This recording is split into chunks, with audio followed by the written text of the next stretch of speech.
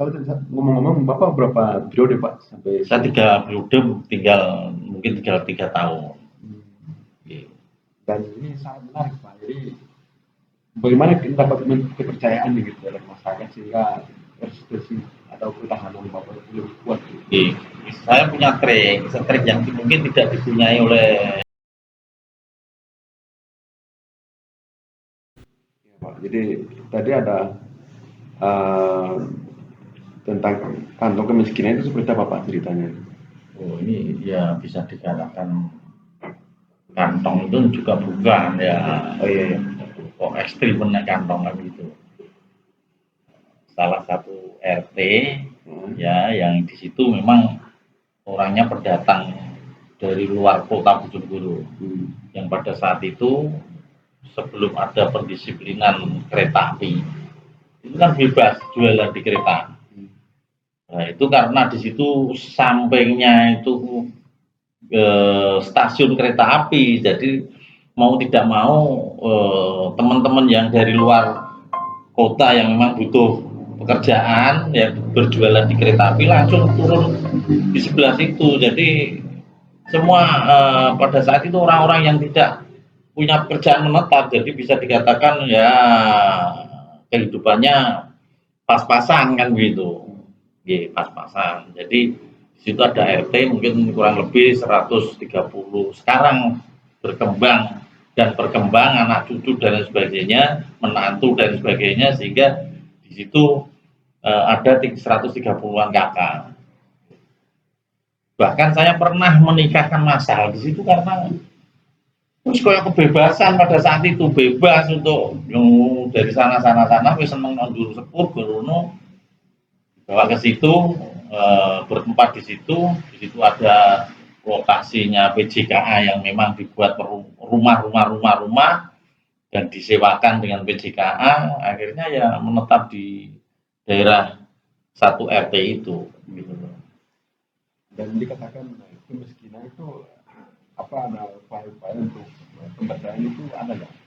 Memang kita selalu memberikan pemberdayaan, katakanlah seperti kita berikan modal dari BUMDes itu ya juga pernah. Memang orang-orang seperti teman-teman yang seperti itu kan perkembangannya memang tidak signifikan seperti yang terpelajar kan gitu. Jadi walaupun diberikan modal dan sebagainya tetap tidak bisa berkembang dengan cepat. Itu pokoknya pekerja swasta semua. Bahkan di situ ada warga saya yang memang gak lanang gak wedok apa itu. Dan di situ banyak sekali. Karena ya di situ memang tempatnya naik turun kereta api yang mungkin pekerjaannya hanya ngampen, banci itu di situ ada. Ya 1-2 lah ada kan gitu. Nah itu kan sudah dia berkeluarga. Sebelumnya dia ada niatan untuk berkeluarga kan gitu, tidak ada prostitusi. Tidak ada, bersih dari situ. Tapi saya melegalkan untuk menikahkan massal itu karena di situ saya lihat ada keturunan yang belum nikah pada saat saya jadi kepala desa itu seperti itu. Jadi saya berusaha untuk menikahkan massal sampai 36 atau berapa pasang itu dulu. Dan setelah diberi pemberdayaan bantuan itu ada pengurangan misalkan dari kemiskinan itu atau tetap sama enggak, ini berkembangnya bagus-bagus, dilihat dari rumahnya dibangun dengan bangunan yang layak. Gitu ya. Layak uni. Bahkan di situ jarang saya memberikan kontribusi untuk bedah rumah dan sebagainya. Karena pada saat ini memang rumah baru itu mesti tekelnya wis keramik, dindingnya sudah kasih bot minimal kan. Tapi sekarang dikatakan miskin tidak berarti sekarang termasuk dalam ya mungkin 1-2 yang miskin yang sudah tua akhirnya kan tetap tidak bisa bekerja dan sebagainya. Kalau putra-putranya ya mungkin ada yang sudah usaha, sudah ada pegawai negeri dan sebagainya. Terus ini rencana kan desa ini kan ada pemekaran. Kita kan Ya, ada pemekaran. Apa rencana setelah ditingkatkan itu bagi yang istilahnya masih belum diberi pemberdayaan itu? ya ini kan kalau pendanaan desa kalau dimekarkan berarti nanti salah satu desa mempunyai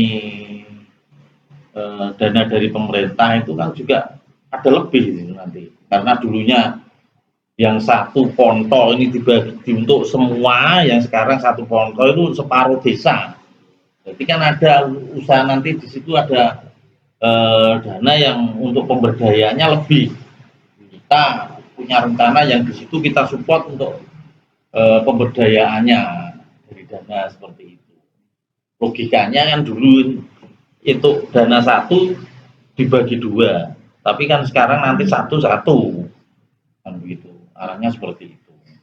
Ya, secara Bapak misalkan di rumah makan, rumah baru itu kan suatu perkembangan luar biasa. Terus Yeah. kira-kira pemberdayaan lebih ke sumber daya manusia ini seperti apa yang gambar jelas bentuk seperti apa yang bisa diberikan ke mereka itu? Ya itu kan ada di situ kan ada eh, perusahaan kayu yang bisa berkembang, yang bisa melitur, bisa mungkin nantinya bisa membuat sendiri usaha itu mempunyai dorongan sendiri dan sebagainya itu nanti seperti itu. Sekarang aja sudah banyak seperti itu, sudah mandiri banyak yang sudah mandiri. Kalau tidak salah penduduk desa ini kan 12.000 ya, 12.000 lebih, 12.000 lebih. Dan itu akan dibagi menjadi dua ya. Ya minimal yang 6.000, Uh, 6.000 yang sana, 6.000 yang sini. Itu nanti di dalam perekonomian logika saya pasti menyentuh dalam pemberdayaannya dengan dana-dana yang diberikan dari DD, dari dana desa, dari ADD dan sebagainya. Iya, itu yang jelas setelah ada pemekaran ini kan mereka yang masih istilahnya tergolong kemiskinan itu juga diberdayakan dan Ya diperdayakan. mungkin Di situ bahkan nanti kami punya rencana bahwa yang punya keahlian ini ya juga ditampung di BUMDes kan begitu. apakah hanya di situ di tempat apa mungkin di tempat lain ada data yang menunjukkan ada kemiskinan yang perlu diberdayakan itu? Terus saya kira ada seberapa. Semua sudah tersentuh dengan pembiayaan dari pemerintah dan dengan perekonomian di Sukoharjo ini sangat sangat tinggi sekali untuk perusahaan kayu, mebeler dan lain sebagainya. Ini sudah tersentuh di situ aja pekerjaannya sudah dari orang-orang yang memang membutuhkan. Dan kira-kira rata-rata masyarakat seperti apa Pak? Saya kira sudah ada gambaran-gambaran yang sini yang Jambian sini nanti ya perkembangan perekonomian luar biasa. Tahu sendiri bahwa jalan veteran itu medius area yang bisa ditempatkan apa saja di situ. Hotel, tempat restoran dan sebagainya. Sekarang berkembang terus di situ nilai tanahnya yang dulu mungkin hanya 300-415 tahun yang lalu sekarang 4 juta 6 juta jadi sangat dibutuhkan oleh yang mempunyai dana besar itu ya terima kasih dan bagaimana harapan Bapak kepada masyarakat ya sikap seperti apa dan terus harapan untuk pemekaran ini ke depan seperti apa?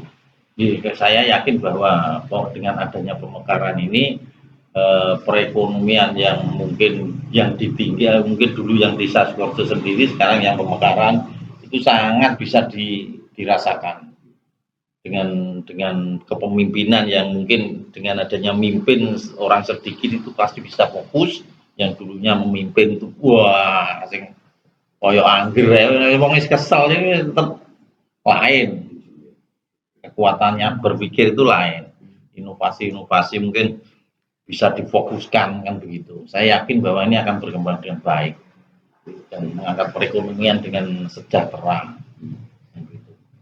Baik, dan kadang-kadang dari segi sumber daya alam memang kepenuhan gitu ya tapi dilihat dari sumber daya manusia seperti apa untuk ada penyimbangannya di sini?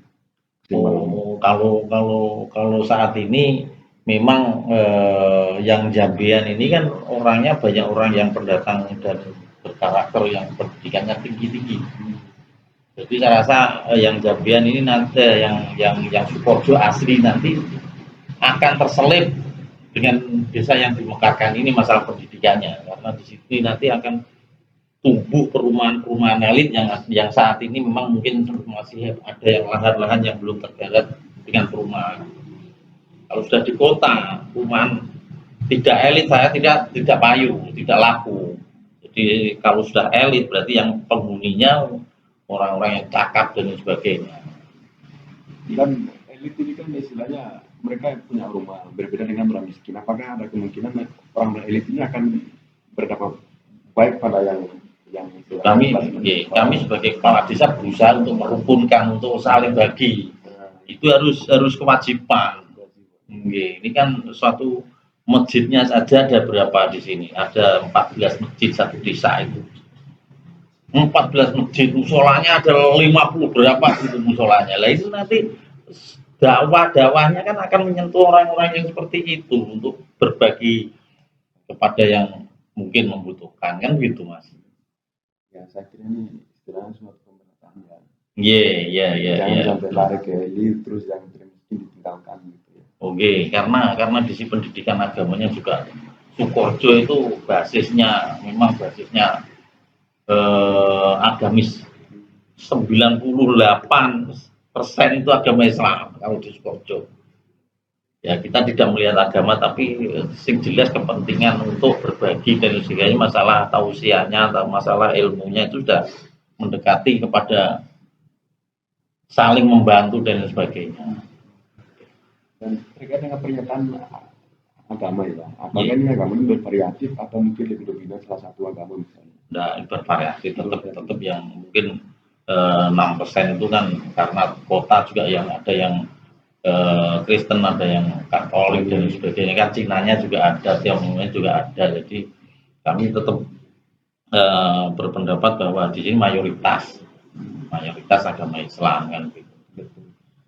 Dan tadi ketemu anak desa sebelah ya, itu menunjukkan di situ ada kerukunan ya. Jadi di sini ada gereja, masjid, ketika ada kegiatan di beberapa kegiatan maksudnya ada teman-teman Kristen ada kegiatan misalnya teman-teman Muslim ikut, sebaliknya sama gitu ya. Apakah ini hal ini juga terlihat di desa ini seperti itu?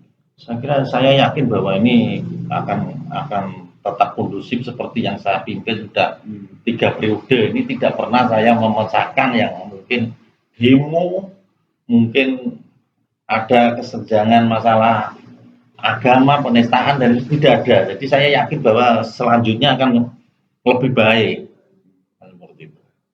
Kalau ngomong-ngomong, Bapak berapa periode Pak sampai? Saya 3 periode, mungkin tinggal 3 tahun. Dan ini sangat menarik Pak. Jadi bagaimana kita dapat kepercayaan gitu dalam masyarakat sehingga resistensi atau pertahanan Bapak lebih kuat. Saya punya trik yang mungkin tidak dipunyai oleh teman-teman yang lain. Ini kan ada satu statement yang diluncurkan mungkin musuhnya kepala desa, ya maksudnya rivalnya kepala desa, yang notabene kalau orang yang ada meninggal itu kepala desa hadir, itu pasti besok akan ada meninggal itu satu trik aja. Kalau saya dekati, karena itu salah satu upaya saya untuk mendekat dengan masyarakat. Kalau memang ada orang meninggal pasti saya akan hadir di situ. Di situ nanti mungkin kesalahannya yang meninggal itu bisa kita jembatani dengan mungkin khotimah dan sebagainya. Kalau memang ada hal yang tidak kurang berkenan di hati panjenengan, mohon dimaafkan dan sebagainya, hutang-hutangnya. Kalau senjata jembatani pemerintahan desa ini sangat bisa dipertanggungjawabkan kan gitu. Nah ini saya rasakan sudah 2 periode yang saya terpilih itu seperti itu. Jadi pendekatan di situ kayak kita hadir di dalam orang yang kesusahan, apabila itu musuh pun itu kan cair. kepada kita, cair, tidak ada masalah. Jadi sudah, wis, jenis Pak Lurah ya kedekatan dengan orang yang pas kesusahan itu ada upaya untuk mendekatkan di situ itu akan cair keadaan yang mungkin dulunya gulo lah, tidak suka dan sebagainya akan menjadi luluh kan gitu. Betul. Dan masalah rival ini Iya. kan kulturnya yang rata-rata di Indonesia itu kan sangat istilahnya sangat apa ya, keras gitu ya. Tapi ketika Bapak mendekati misalkan ada saingan-saingan tertentu kan, itu kan Iya. istilahnya bisa mencairkan suasana dulu ya, bahkan itu musuh ini tapi kok berteman itu bagaimana kan? Iya, memang ini pada saat itu memang saya pelajari bahwa menjadi kepala desa yang akan keras itu tidak akan mendua kali, satu kali saja sudah tidak dipilih. Jadi saya berusaha meladeni, memberikan pelayanan, hadir langsung dan sebagainya itu akan di hati warga ini akan tersentuh. Jadi itulah trik-trik yang memang sebenarnya yang harus diterapkan oleh pemimpin-pemimpin yang ada di paling bawah. Gesekan politiknya kan sangat kental sekali. Jadi harus seperti itu. Saya kira ini salah satu contoh yang bisa diikuti ya, jadi keterlibatan seorang kepala desa dengan masyarakat pada waktu bahkan dalam waktu genting ya, jadi ada butuh pertolongan segala macam itu perlu ditolong atau mungkin jangan sampai ada masalah dalam protes atau demonstrasi di jalan segala macam itu perlu dijaga agar tidak terjadi. Tapi sampai sejauh ini sangat luar biasa sampai tidak terjadi ya kan. Ya.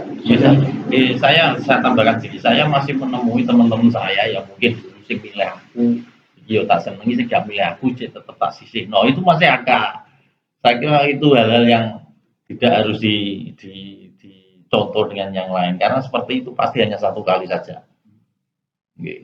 Ya, terima kasih Pak itu. Iya, sama-sama. Ya, mudah-mudahan ini menjadi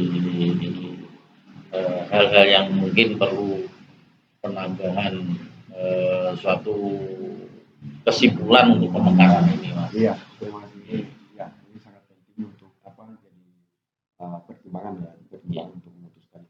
Tapi yang jelas ini desa ini punya harapan besar pasti ada pemekaran.